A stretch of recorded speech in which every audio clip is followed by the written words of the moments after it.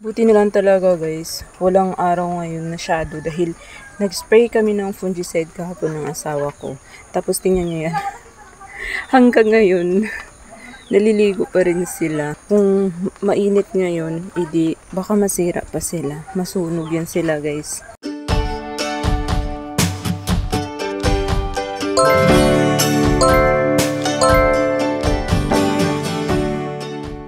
30 pa lang ng hapon pero madilim na yung langit. So, at least kahit papano nawala naman yung ulan na. Ipakita ko lang naman sa inyo ngayon yung mga galing kay Succulent de Amore na mga strings na na-unbox na. Tatanim ko na kasi yun sila. Update lang muna tayo ngayon guys kasi hindi ako ayokong hawakan yung mga succulents ko. Meron pa sana akong mga gagawin dito pero hindi ako pwedeng maghawak-hawak sa kanila. Kasi kaka-spray lang. So ito yung Sisidum burrito. Ayan siya. Andito sila sa shaded area dahil para hindi matuyot. Hindi gaya ng mga burrito ko nung nakaraan na nahirapang mag-ugat dahil nasa arawan ko nilagay. So ito sana mabilis yung kanyang pagbigay ng roots. Lalong-lalo na ito si Pendens. Ay, kasi variegated ito. Dapat talaga nilalagay natin siya sa shaded. At hindi rin naman talaga mainit ngayon. Kaya nga best na bumili ka ng succulents or magtanim ka ng succulents sa malamig na panahon. Ang lamig-lamig ngayon. Papa-summer na guys pero malamig pa rin dito. Tapos alisin nga natin to. Yan, nakatanim kasi ito sila sa recycled na ganyan, container. Na basag ito na food container. Ayan. Ito siya. Pinag-isama ko na sila sa iisang pot. Ang dudumi. Pero okay lang yan guys. Kahit na madumi. Kailangan nila yan kasi. Kahit na ito hindi siya red, pink lang ay okay lang naman siya sa akin guys. For me ha.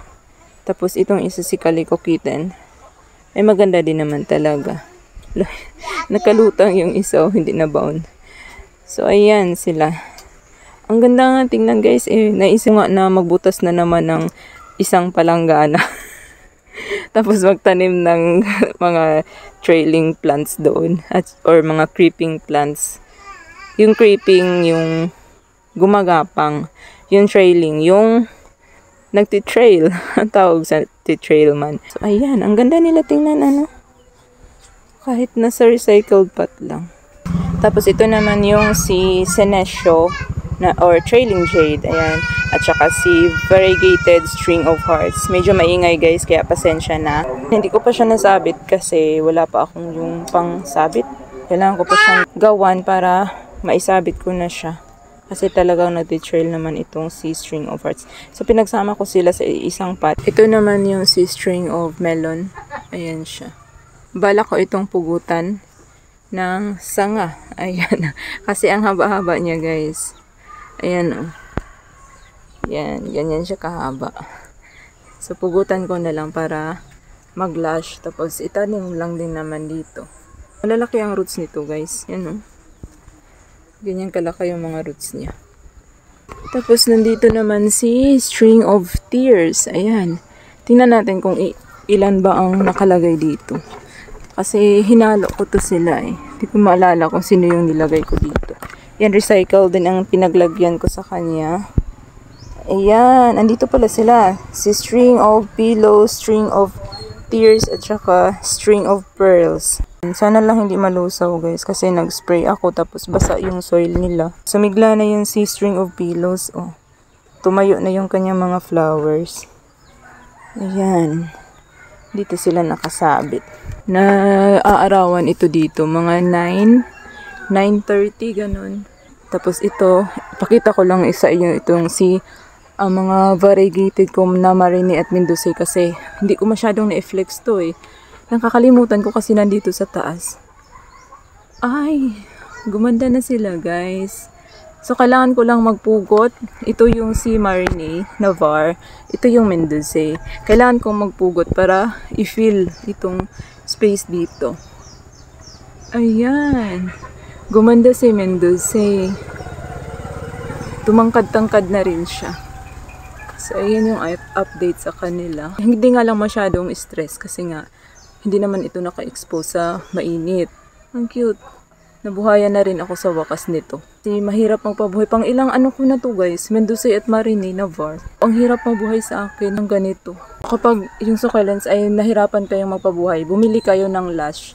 Tapos try niyo yung buhayin ulit. Kasi pag lash, okay siyang mag-adjust sa lowland kaysa sa mga hindi lash. Sa mga iilang stem lang ganun. Mahirap yung mga iilang stem lang na pabuhayin dito sa lowland. Yun lang yung mga strings na na-unbox ko. Punta tayo doon sa na-unbox ko na hindi strings. Ayan, nandito yung si Pachiveria Jewel Tone. Ayan, ang ganda ng parang baby ba yan guys? Or bulaklak. Ang ganda ng kulay. Nandito naman si Andromiscus guys. Ayan. Lalong lumaki tingnan noong nadiligan siya. Nasprayhan ng tubig. Kasi bumukadkad yung kanyang dahon. At medyo lumaki-laki yung nasa mga dahon niya sa pinaka-rosette. Ayan. Medyo pangit na lang siyang tingnan kasi madumi pa siya sa ngayon. Hayaan nyo, after 1 week, magdidilig ako ulit sa kanila. Kasi guys, kakadilig ko lang netong iba. Tapos, nag-spray na naman ng fungicide. Yung spray ko pa naman ay parang dilig na rin. So, nag-worry ako bigla baka mag-react yung ibang plants ko, malusa. Mukhang okay naman sila. Adjust ako ng 1 week or 2 weeks bago magdilig ulit. Nandito naman si Rose Queen. Ayan. Ang liit ng stem niya. Hindi ko siya pinugot kasi balak ko siyang i-behead. Ganun na lang. Kasi nanghihinayang ako sa stem na healthy. Healthy kasi yung stem niya guys. Kaya nanghinayang talaga akong ipugot.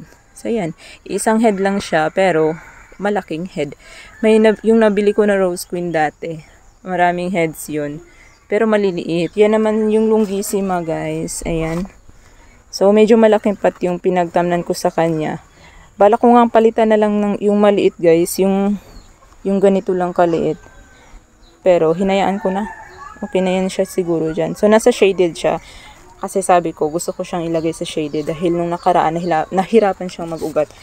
It's either dahil sa init or dahil sa stem niya na yung black ba ganun, yung may brown, ganun. Nahirapan mag-ugat yung stem natin kapag ganoon yung color ng stem ng ating succulents. Yun. Tapos nandito naman si Red Velvet. Tingnan niyo yan guys. Nilagyan ko siya ng colorful na pebbles. Pang aquarium to na pebbles guys eh. Tapos dinry ko lang bumili. Tingin ko mas gusto ko siyang ilagay sa mga haworthy ako. Ganon. Siguro ilagay ko siya sa mga haworthy ako. Yung pebbles. So, tinry ko lang naman siya sa Red Velvet. At ang cute. Ang cute niya guys. Colorful na colorful. Sana lang hindi mawala yung kulay ni Red Velvet.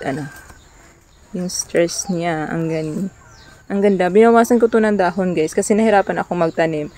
Pero ang nangyari sa dahon, nag-crack nung inalis ko.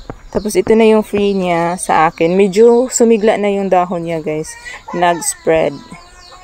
Bumukadkad ba, kumbaga. Feel ko maganda talaga ito kapag marami na guys. Andito pa rin pala itong si Margaret Rippin sa table ko. Kanina ko pa ito hinanap. Ayan siya. Natanggal yung dahon dahil sa pusa siguro. Kasi natumba yung ibang pots ko dito sa table eh. Baka may nakialam na naman na pusa. Lagay ko na nga siya dito sa taas. Baka madisgrasya pa. Diyan. May space pa. Kuha lang ako ng ibang succulent para lagay ko dyan. Ito na. Si Blue Surprise. Nasira na. Tinumba ng pusa tuloy. Mas lalo pa tuloy nabawasan yung dahon niya. Hindi pa ito yung final na ayos guys. Nilagay ko lang talaga sila dito. Pansamantala. So, yun lang yung update. Yun lang ba? Ay, si Mule pa pala. Ayan, si Mule. Sabi ko nung nag-unbox ako na ito ay si Clavatum. Pero hindi. Si Mule ito. Kaya pala yung dahon niya ay medyo matulis. Ganyan. Tapos, mayroon siyang, ang stress color niya ay parang pa-purple na. Yun kasi, Mule pala siya. So, late ko itong itinanim dahil masyado siyang nagtutubig. Ganun. Pero tumigil naman na. Yung last 2 nung binili ko. Pero yun na nga, naglagas yung dahon. So, I think yun lang yung mga succulents na na-unbox from Succulent de Amore. So, that was it for today's video guys. Sana nag-enjoy kayo sa panonood. And see you in the next one. Keep growing. Hindi ako nagsawang tingnan tong si Pink Rosa guys. Ang ganda kasi niya. Ayan. tingin ko mas gaganda pa to kapag talagang summer na. Wala pa rin kasi talagang araw dito sa amin. Malamig pa rin. Yan.